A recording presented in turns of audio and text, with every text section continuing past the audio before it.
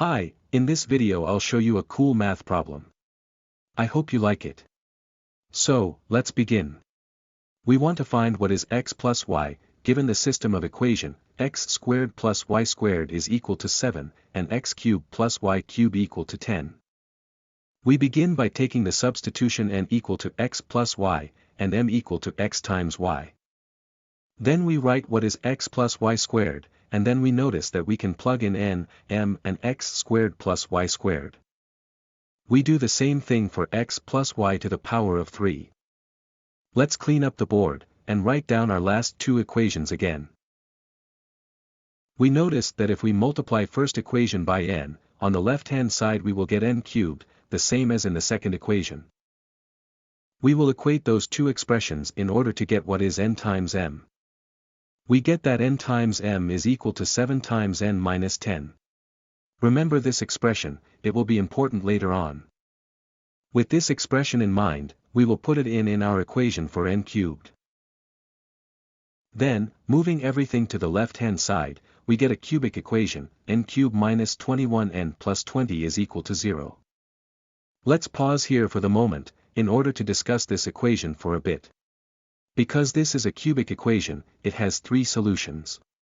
Unfortunately, those solutions are harder to find compared to, for example, quadratic equation. But, we can solve it, if we use certain tricks and simplify it. Because we know how to solve quadratic equation, we'll try to write cubic equation in terms of a quadratic equation. But first we will need to find one solution to the cubic equation, and then we will write the other two using quadratic equation. To find one solution, we will unfortunately have to guess it.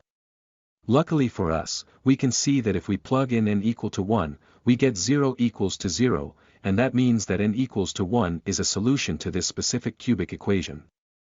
Now we can write cubic equation as n minus 1, which gives us first solution, times a general quadratic equation, which gives us the other two solutions. Now we only need to find what is a, b and c.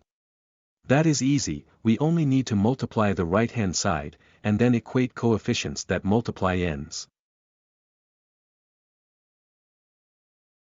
Then we can finally write down cubic equation in terms of quadratic one. We see that one solution is n equal to 1. The other two solutions we can find by solving quadratic equation. Using formula for quadratic equation we get that other two solutions are n equals to 4, and n equals to minus 5. Let's clean up the board and write down all important formulas and equations again. As you can see, by finding n, we actually found what we were looking for, and that is x plus y. But we are not done just yet. Of the 3 solutions, we need to see which one is valid, and which one is not. We'll do that by first finding possible values for m. If you can remember, I said earlier that expression for n times m will be important later on. That's now. We will use that expression to find what is m. For n equals to 1, we get that m is equal to minus 3. And for n equals 4, we get that m is equal to 9/2. Finally, for n equals to minus 5, we get m equal to 9. With these values for n and m, we will now try to find x, in order to see what values for n are valid. From m equals to x times y, we will express y as m over x. Then we will plug that into n equals to x plus y. Then we multiply everything with x, and get quadratic equation for x. We will solve this equation for all values of n and m. We first write down solution to quadratic equation.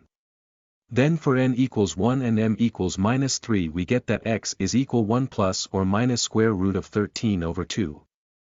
For n equals 4 and m equals 9/2, we get x equals to 4 plus or minus I times square root of 2 over 2. Notice that we have imaginary number here. This will be important later on. And finally, for n equals minus 5 and m equals 9, we get x equals to minus 5 plus or minus I times square root of 11 over 2. We again have imaginary number.